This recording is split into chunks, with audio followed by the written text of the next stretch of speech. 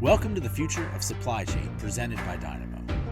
Each episode, we sit down with leaders in the industry as we build the future of supply chain together. Let's get into the show. Here's our host, Santosh Sankar. Hey, ladies and gents, welcome back to the Future Supply Chain Podcast. I'm your host, Santosh Sankar, and joining me today is the High Priest of Hydrogen, Gary Ong, co-founder and CEO of Celadyne. High Priest? That's right. Oh my God. I'll take that over Archbishop, right? I feel like that's a little bit much. Well, like High Priest goes back to like my StarCraft days, and the way that geopolitics are going, like with this mineral grab, like everybody might be in. Like, Yeah. I'm thinking about like the Protoss, Terran, and Zerg dynamic. But Oh all my that to God. say, Gary, you are the man who knows more about hydrogen than anyone I think I know and the Dynamo team knows. So it's amazing to have you on. And in full disclosure, we are proud investors in Celadyne Technologies. That's right. You are. Yeah. And kind of give you a recap, right? Yeah. I think I've known you for 2 years now? More than about there, I would say. About like two and a half. 2.5. Yeah. And I hope, at least if nothing else, hydrogen has been an interesting journey, right? Definitely learned a lot. Definitely, I think as a whole, right? Hydrogen is quite the opportunity that people like. They don't fully appreciate it, of like just where hydrogen actually is, because it's one of those, you don't talk about it, you don't ever see it, but it's actually there. And I think one of the big things I want people to kind of learn from this, right, is just to be like, if nothing else, just you can now fully appreciate kind of the scope of hydrogen, both from its opportunities, and then give you like a realistic perspective of like limitations and things like that, right? Sure. Yeah. To kick us off, why don't you kind of give us the quick 90-second skinny on what you and the team at Celadyne are building? Yeah, no problem. So Celadyne, first question people ask is like, where did you come up with that name? It's named after a flower. If you've ever gone to a graduation party and you wear that kind of yellow Hawaiian lei, right? That color is the Celadyne yellow. Anyways, okay, so Celadyne, we basically use materials technologies to make the fuel cells and the electrolyzers, which is the devices you need to make hydrogen useful to turn it into energy, as well as to make hydrogen from energy really durable and efficient, right? And the goal is, if you can do that, then you can use hydrogen for things like industrial decarbonization. You can do it for logistics, shipping, trucking, steel making. But at the same time, by making the electrolyzers really good, you can finally stop digging for hydrogen and turning it from natural gas. And you can kind of double down and make cheap green hydrogen using like renewable electricity or anything just coming from like solar or wind. So that's a short version. The team is about 12 of us, all out of Chicago, which is I would say the logistics capital of the world. You might disagree with me about Chattanooga, but yeah. We can have that argument or debate over dinner the next time I see you. But what's the Gary Ong story? How did Gary Ong get so embedded into the world of hydrogen? So I actually, full disclosure, started in batteries.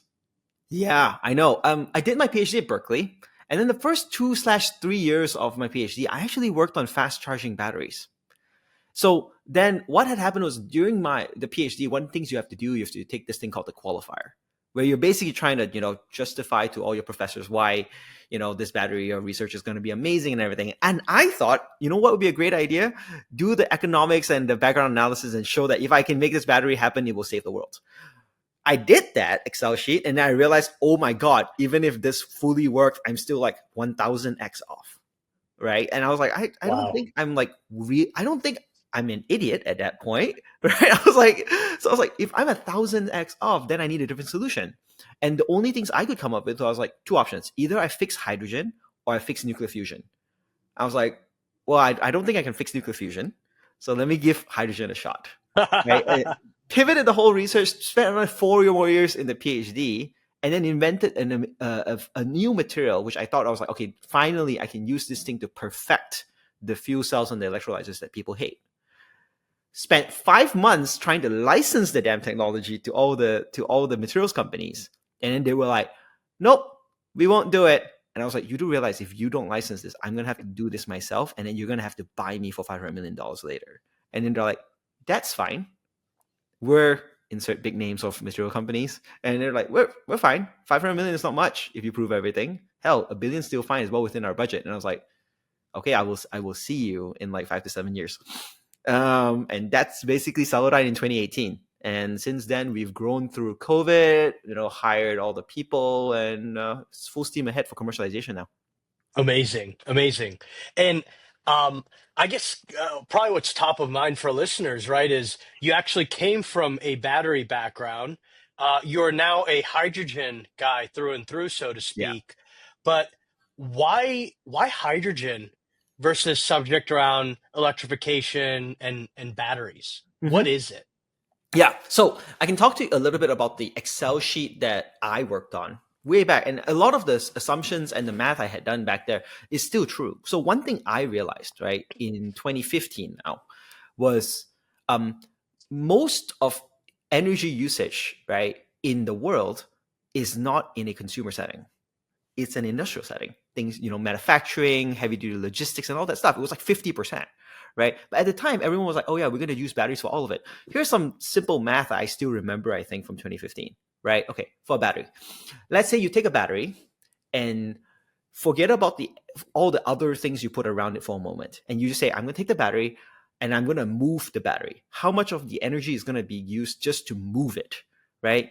And then you say, okay, is it 100 miles good? Is 200 miles good? 300 miles good? And you just keep going, and you'll see right around 500 miles, right? You'll use up about 30% of the battery's energy just to move the battery. Wow. For a car, now you're like, okay, that's a lot. Now, if you drop that down to like say a 200-mile car, suddenly you're like, oh yeah, that 15% I can deal with that. 500 miles you can't.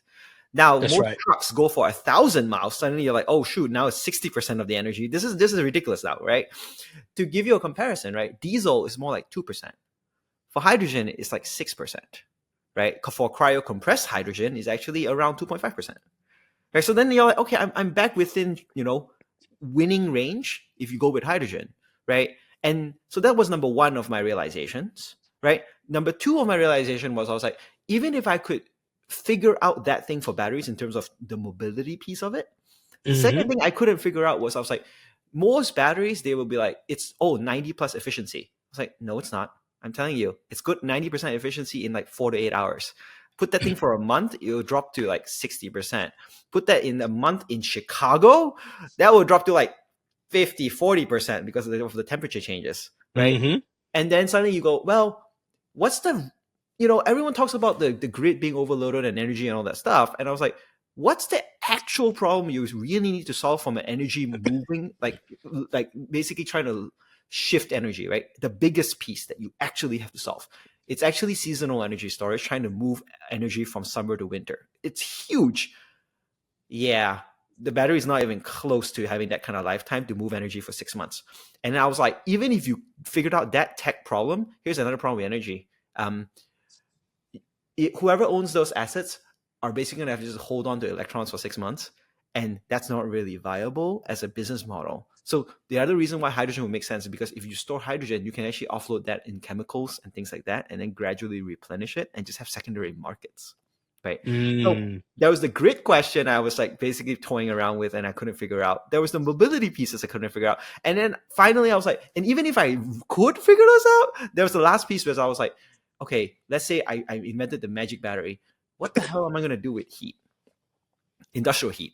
Right? Yeah. There were like 1200 Celsius for like, I think heat for like steel applications and all that. And I was like, well, maybe an electric arc furnace for some things, but other things you can't, like concrete, for instance, you can't use an electric arc furnace. It's not conductive. So then what do you do there? Right? And I was like, well, now I'm really stuck. So you put it all three of it together. And I was like, okay, do I need hydrogen? I was like, I don't see any other way around it. Unless you want to keep burning natural gas. Right. Otherwise, That's right. I really couldn't see a way forward, and I was like, okay. No one at the time. There was, I think I did the math of like there was like 540 companies working on batteries on any one day. Just a quick Google search, and then there was like 10 working on hydrogen. So I figured I was like, well, if there's 10 and I'm the 11th, and of the 10, half of it is like Air Liquide and Air Products and Siemens and Linde, which I was like, I don't think they have any incentives to really make something amazing. So I'm really the sixth person doing it. So I was like, shots on goal. I'm willing to throw my head in that ring as opposed to being the 250th or 551st on the battery side, right? And Sure. yeah, and so that's how I ended up being in hydrogen instead of So a batteries. lot of what you just explained to us, right? Like you touched the transportation, the industrial.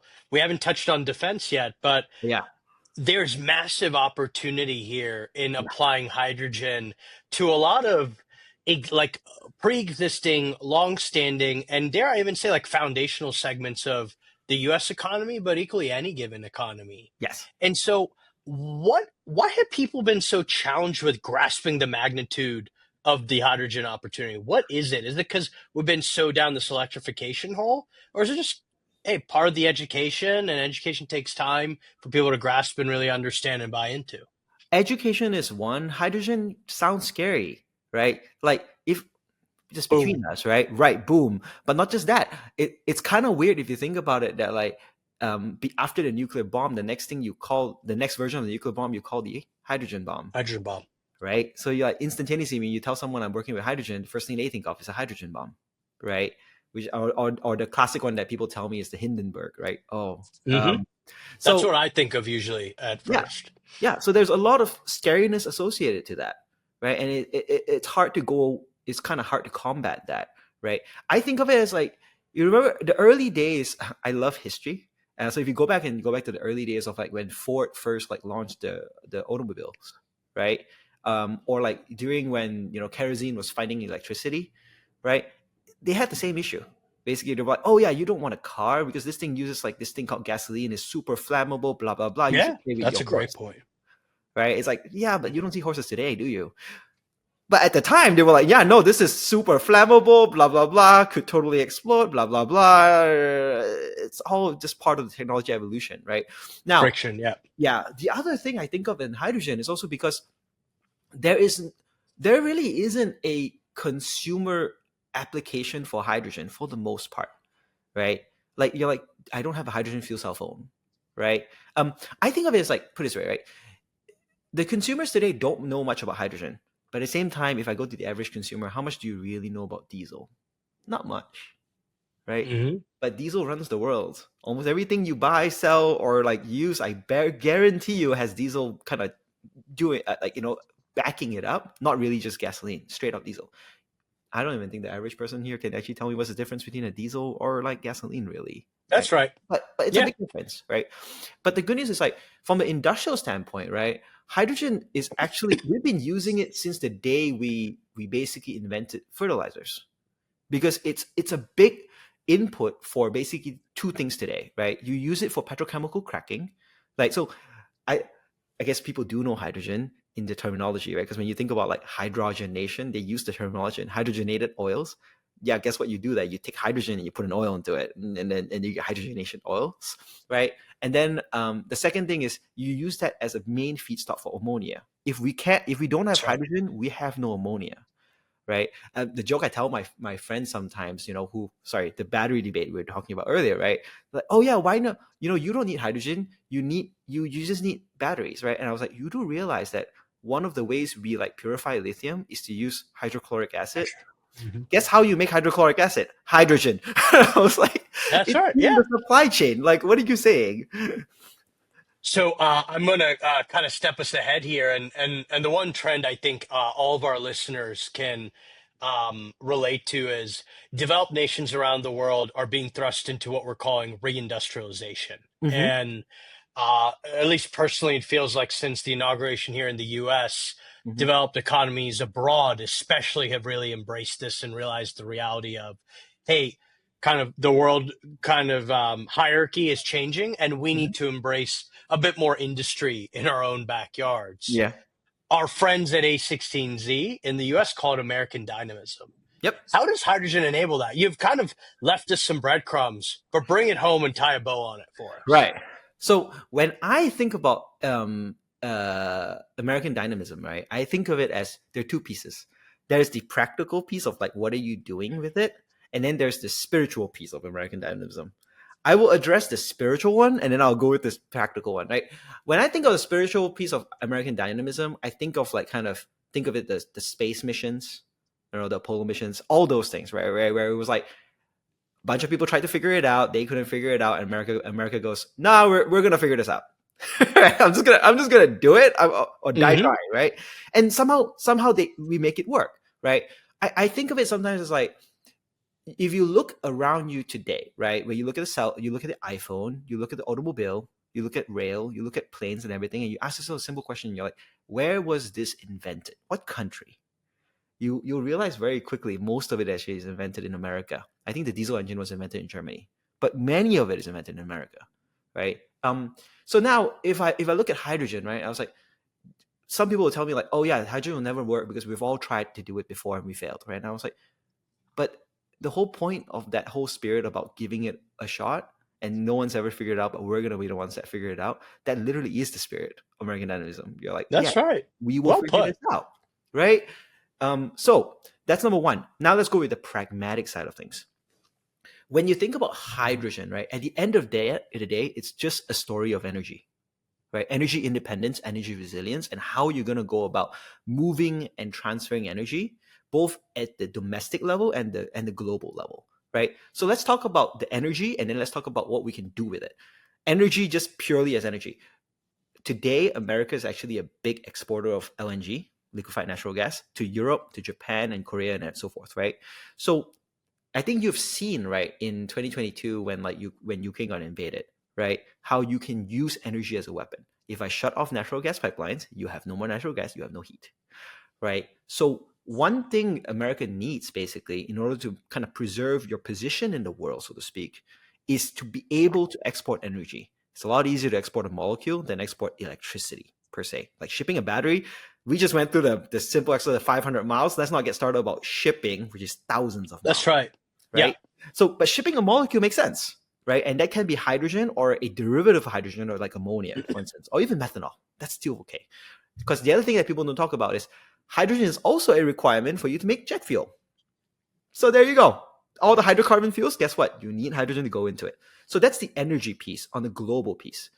On the domestic piece, hydrogen is important because if you look at renewable potential across the world, right?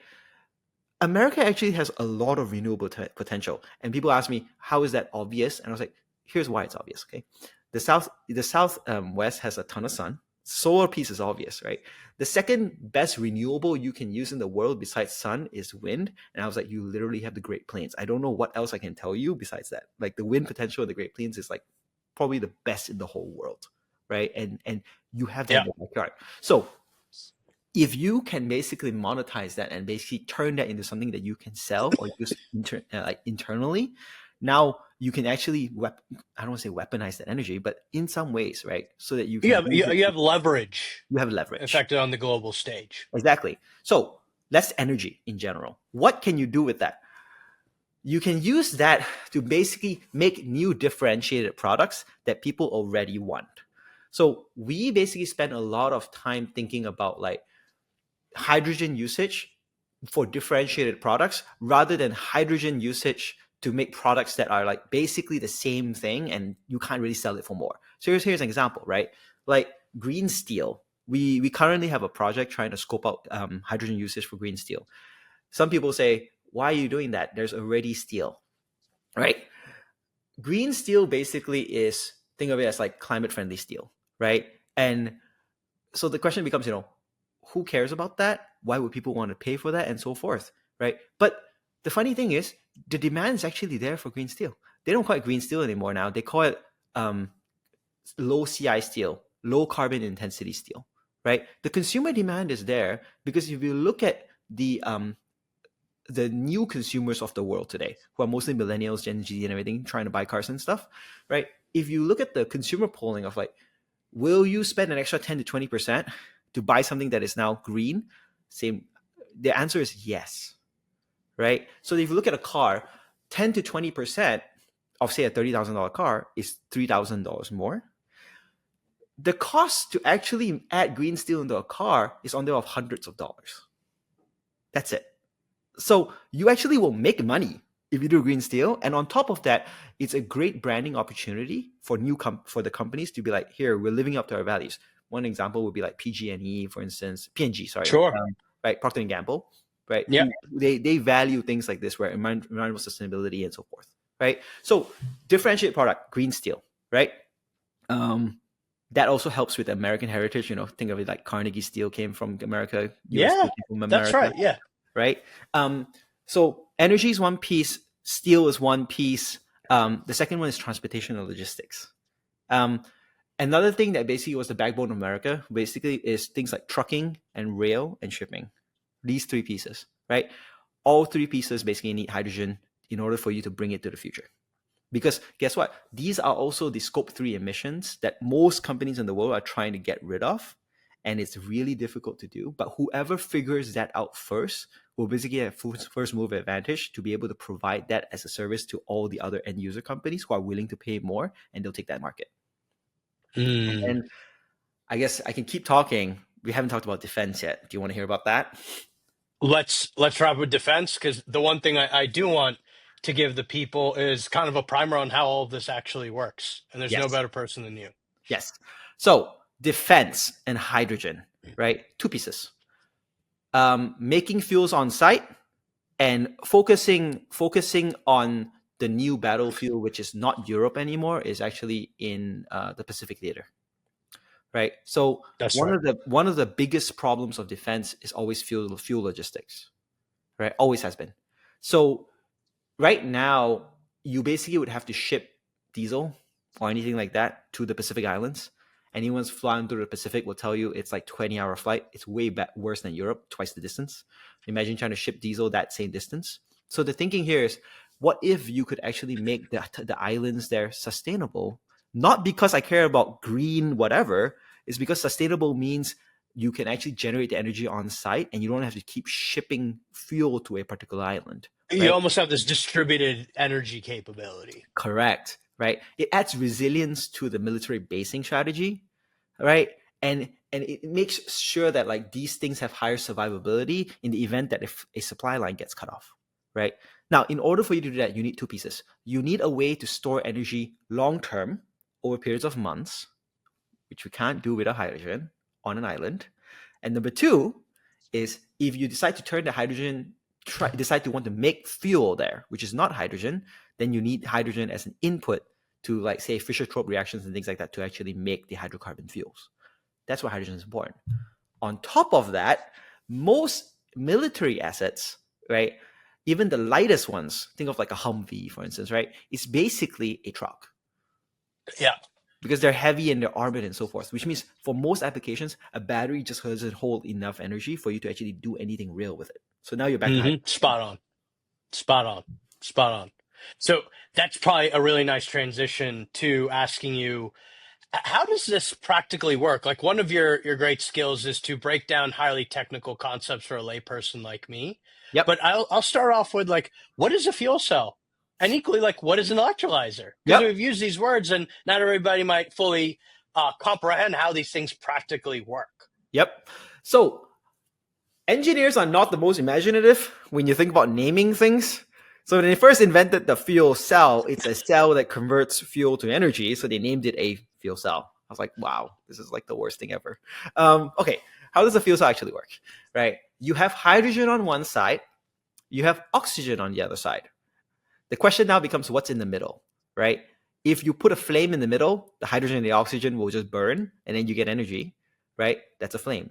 But if you don't want to burn it, then your only other option is to combine it in a non-burning way, right? What you need to do that is you need a membrane, and the membrane's job is to basically separate the hydrogen and oxygen so that they never touch.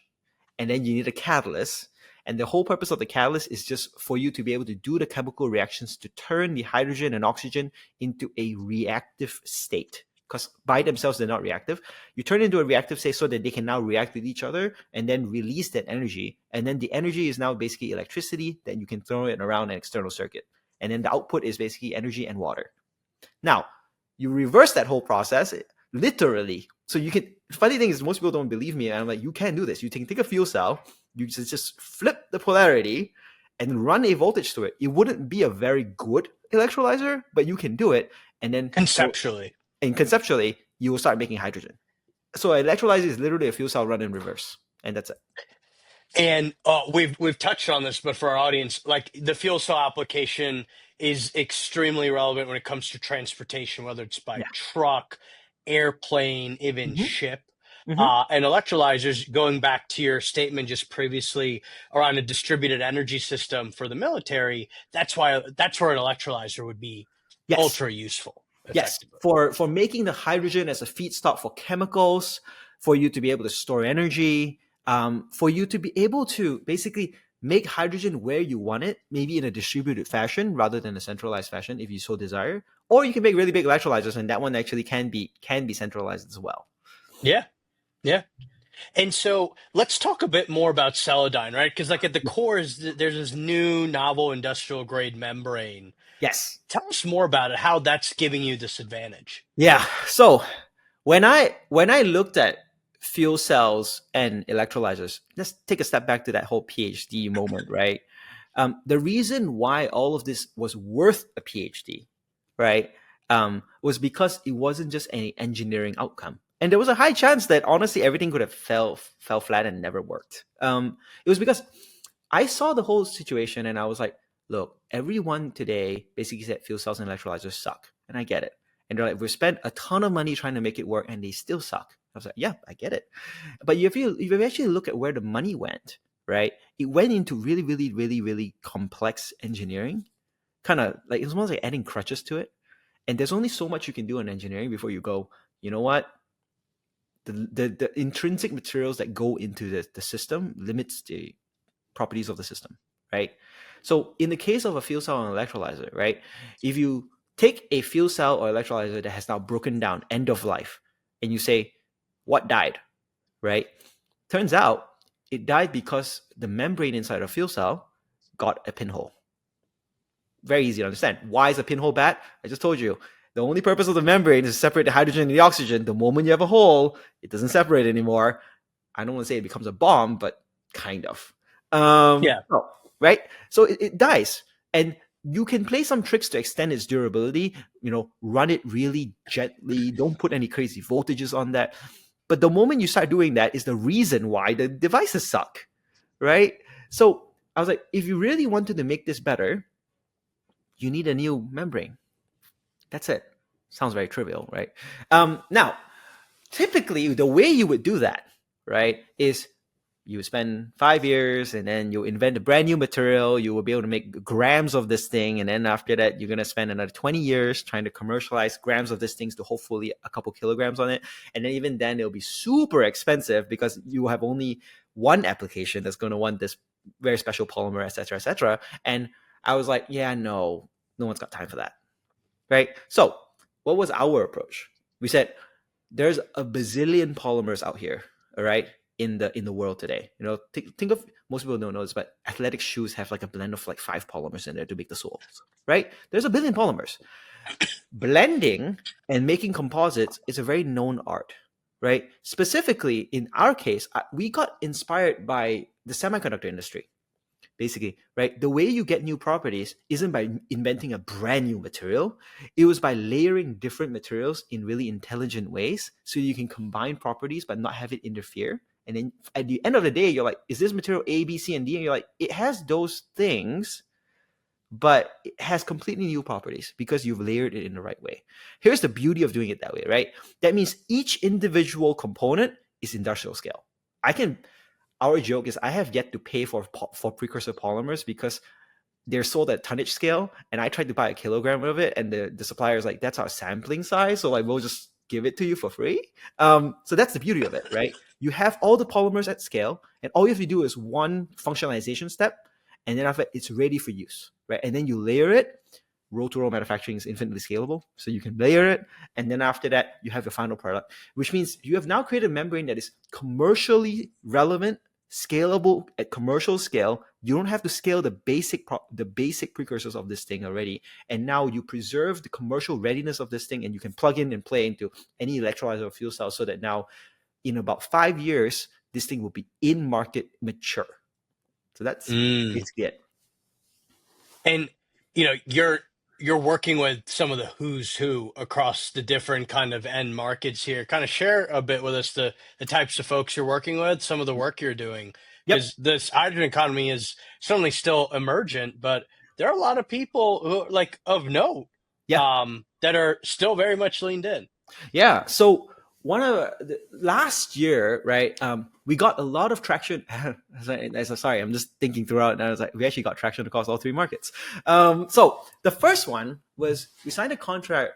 We got a purchase order from General Motors, where basically we're now sending them materials, membranes. So now they can input their proprietary catalyst on there and integrate it into their fuel cells, basically testing phase, and then eventually get into large scale. So that's number one, and that's for heavy duty trucking. As I said, right?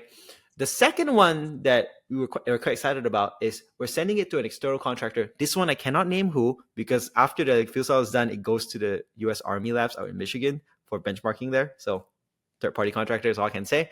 And then that one goes towards basically recharging systems for the military, right? It's like, you think of it as you're in a combat situation, you need to recharge a lot of electrical assets. You can't just do it with a big battery. So now you're stuck with a fuel cell hydrogen system again, right? And then finally, we finished the pilot for electrolysis with National Grid. And that one was for the production of hydrogen, right? So that then you can take the hydrogen to blend into a natural gas pipeline. But I really like that project because we're doing it at wastewater treatment plants, because one of the outputs of a hydrogen electrolyzer is oxygen. And most of the time, most people would throw out the oxygen because they're like, it's oxygen, it's useless. Turns out wastewater treatment plants use the oxygen to oxidize poop, right? Yeah. And it's actually a lot better, and it allows process intensification. It doesn't smell bad. And so you get an extra benefit. And because that oxygen has value, suddenly you can use that to supplement the cost of the hydrogen. And now the hydrogen is not as expensive anymore, right? Ooh. So this How beautiful and elegant is that? Yeah, I know. So this is that was one of those projects where I was like, we have now successfully coupled a technology innovation with a business model innovation, right? And my Berkeley entrepreneurship professor always told me, it was like, if you have that in a business, okay, now you can be successful, right? It's not just a pure technology mode, it's a technology mode and a strategy mode, right? Value added on both ends. Yeah. So I'm going to push ahead here. When like we're obviously as a firm believers that there's going to be a future where there's a multiplicity of energy sources. Yep. And the energy source that you need to leverage is informed by what the goal you're ultimately trying to achieve is. Correct. And in pockets, electrification makes total sense. In other situations, hydrogen, as we've laid out, makes a lot more sense. Mm-hmm. But I get challenged on a couple of things. So I'd love your take on this. Of course. But the first thing is like distribution, right? Yeah. So, that's great. Like you could produce it, but like, how do you get it from point A to point B? Mm-hmm. And I kind of give them my soapbox speech, but like, what's the Gary Ong take around distribution of hydrogen? Yep. So there are two pieces. The first one is the technology there to do hydrogen pipelines and distribution. The second one is the will there to do it, right? Let's start with technology. The technology has been there. Underneath Houston and all the petrochemical places is miles and miles of hydrogen pipeline. That's how they do it. Okay, so there's no new technology you have to invent to do hydrogen pipelines. Okay, the will, if you ask someone to build you a hydrogen pipeline, will they do it? Absolutely. These infrastructure people are there to make money on building pipelines. So why is the hydrogen pipeline not there? So you have to basically pair the demand of hydrogen against its supply. That's one of the reasons why Celadyne is basically addressing demand with the fuel cell play as well as the supply play with the electrolyzers. Because if you just are intent on making hydrogen, then who's going to use the hydrogen for something? You notice in this whole podcast, right? Whenever I talked about hydrogen, I always specify like it's hydrogen for steel, hydrogen for wastewater, hydrogen for mobility. There is a particular end use case that I have in mind. Not just like, I'm going to make hydrogen. It's like, what for? We'll figure it out. Like, no. There's a specific use case, right? That's how you want to attach to the strategy. Now, another way I can think of like infrastructure, right? I think most of the time when people, you said, right, they challenge you about hydrogen for infrastructure. I'm going to guess the next sentence after they tell you is they're like, the reason why hydrogen infrastructure doesn't make sense is because we already have an electrical infrastructure, is what they're saying, and therefore electrification makes sense, right? So my answer to that is usually, So if you look at a electrical infrastructure versus hydrogen infrastructure, right? A hydrogen infrastructure is basically a pipeline, okay? But a hydrogen pipeline, even if you use the same kind of diameters of a natural gas pipeline and everything, and you use the estimates of the cost and everything, right? On a per kilowatt hour of energy moved basis, is cheaper than electrical infrastructure. It just is, because for this on a average basis, right? A electrical infrastructure would move maybe about 20,000 kilowatt hours and so forth. Yeah. A hydrogen infrastructure would move almost 100,000. It's a 5x improvement, right? And the cost is not 5 times more. One's like 1 to 3 million, That's the right. other one's like 2 to 5 million. So you can actually move a lot more energy using a effectively molecules infrastructure, right? So it's the same reason why a natural gas infrastructure moves more energy than an electrical infrastructure. Yeah. That's number one. Number two, if you want to build infrastructure, right, and you're an infrastructure company, why is there more will to build hydrogen infrastructure than electrical infrastructure? It's because if you look at the permitting times for electrical infrastructure, it's somewhere between 12 and 20 years, right? Gas pipelines get permitted and completed in 5. And then if it's like along an existing pipeline, then it's even better. Then the regulations are even faster because it's next to an existing pipeline. Yeah. Right. So in my mind, it's like once someone figures out the pairing between supply and demand, that infrastructure will come 2 to 5 years because it's not that Yeah. hard to build.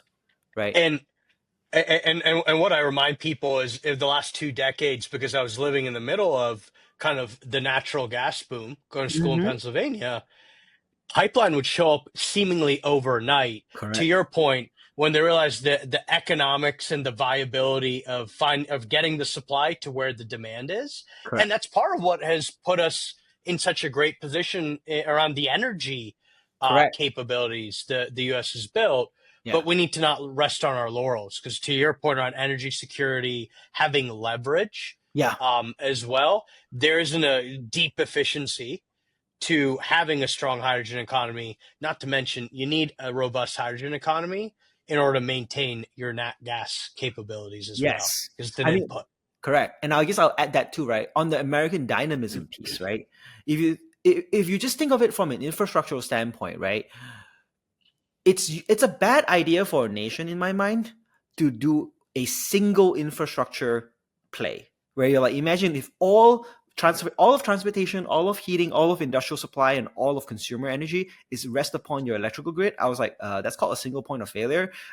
Very bad idea, right? Yeah. Part of the reason why the U.S. energy infrastructure still works is because it's split 3 ways, right? There's a fuel infrastructure, a natural gas infrastructure, and a electrical infrastructure. It's more resilient that way. That way, the power lines go down, you still have heat. In the case of the argument for electrical hydrogen infrastructure, even if you take the energy piece out, you take the cost piece out, and everything, from a strategic standpoint, it's like you should still do this, just because, what if your electrical infrastructure gets hacked? What are you gonna do then? Right? And or like what if a hurricane hits? Right? And then you're out of power because the lines went down. Like, what then? Yeah. So That's spot on. It's spot on. I'm going to put this question to you. Why should every investor have a hydrogen thesis? Because we've certainly realized there's a whole lot of folks out there who we would have thought are clued in and tuned into hydrogen. Yeah. But they aren't necessarily. So here's our plea to them. Yeah. I think I used to tell people that if you're in software, then maybe you don't need a hydrogen thesis. But with the recent data center boom, I was like, I don't know if that's true anymore. Because one of the things with the data center boom is basically now the load shifting between peak and trough is even higher. And my guess is there's a reason why the big tech companies are looking at hydrogen as well, actually fuel cell plus electrolyzer solutions to basically like do backup power. Because batteries aren't good enough and now hydrogen becomes a play. But back to the thing, right, of why everyone needs a hydrogen thesis. It's because the hydrogen basically in one way, shape, or form affects the prices, if nothing else, just from a commercial standpoint, of most things that everyone invests in, right? Either as a chemical feedstock or as an energy, right? And if you don't have a hydrogen thesis, the scary thing is then you're basically pricing all your investments based on existing prices of oil and gas. And if hydrogen ends up becoming a reality, all of your pricing is going to flip. Yeah. And it's kind of the same. I think of it as like kind of like, imagine if you invested today, 10 years ago, and you didn't have a solar or wind thesis, right? And how that has flipped everything, right? In terms of the pricing of energy. I wouldn't do that. I would at least have thought about it, right? Maybe not act on it and hazard investment, but have some thoughts about it. Have some consideration, and I'll even go as far as saying, as we spent time with you, is the appreciation of how foundational and omnipresent hydrogen is Yeah. into everything that we have to do. Yeah, we might burn diesel, but guess what? Hydrogen is an input. Unleaded petroleum gasoline that our consumer vehicles use, natural gas that heats our homes, propane. So there's an essentialism to this. And frankly, there's even a larger opportunity. We've already used it in such a wide scope, but there's an even larger opportunity, or dare I say, second, third act for this core element. Yeah. Which is part of what you're working on at Celadyne. Exactly. I was like, think about it this way, right? Like hydrogen today is already a multi-billion-dollar industry as a chemicals commodity, not commodities, but chemicals feedstock. It just is. You can look it up, right? If you unlock hydrogen, say for trucking, for instance, right, or shipping, right, this hydrogen as fuel, I think I did a back of the envelope calculation. It was like 100 billion on fuel markets per year, right? And I was like, think about that for a moment, right? I was like, I don't know what your thoughts are on Rockefeller, but if I came to you and I was like, hey, you have a chance to like enable technology that's going to like let you have like a brand new fuel, right? That's going to be the base of everything, right? What would you say to that, right? I'll be like, yeah, sure, maybe it might not happen. I'm not 100% sure, but damn, like you'd be leaning in, right? I was like, I'm willing to take that bet, right? And on the odds that if it's successful. And here's the other thing that I think most people don't appreciate, right? Is that the humanity as a whole has only gone through 3 energy transitions in my mind, right? We went to steam, and then we went to natural gas, and then now we're going to basically gasoline. Like the three pieces, right? And then after the next one out in my mind is hydrogen. But here's the difference between hydrogen and those, right? Assuming you do it using electrolysis, hydrogen is going to be, as people will call it, right? It's renewable and sustainable, right? That's not just an environmental term, right? It's tautological that if something is renewable and sustainable, that is it. Like there is no fourth. It persists. It persists, right? You're like, I'm going to use this for everything for like the next 100 years. Most fuel revolutions like this persist for 100 years. The thinking in my mind, I was like, so this will last at least 100 years, maybe more. And then I was like, okay, so let me do the quick math of how much am I willing to bet on this thing, and then what are my returns for 100 years / more, right? And I was like, yeah, okay, I'm willing to go big on this thing and see how this goes. Well, with that, Gary, we've covered a lot of ground. I'm going to bring it home, and one of the ways I like to finish off is what I call this or that. Okay. I'm going to give you 3 pairs of options. You have 20 seconds to pick one and explain why. Okay. You ready? Go for it. Fuel cells or electrolyzers? Hard one. Right now, fuel cells, it's how we make money. Companies funded with early revenue from fuel cells. So I'll take that. Ships or planes? Oh.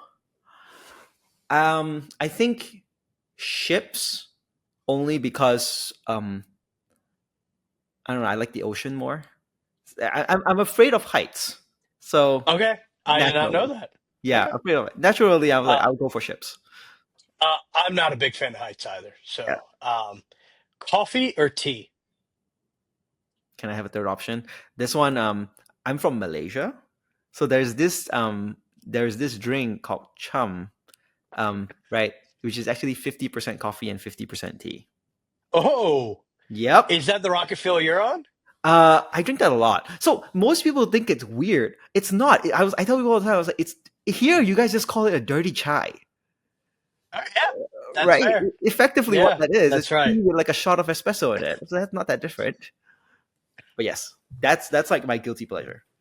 Amazing. Well, with that, Gary, we certainly are looking forward to seeing the continued success of Celadyne, and hopefully folks kind of listened and learned a bit on the importance and relevance of investing in our hydrogen economy, but equally just being aware that it already exists and there's only greater growth opportunity going forward.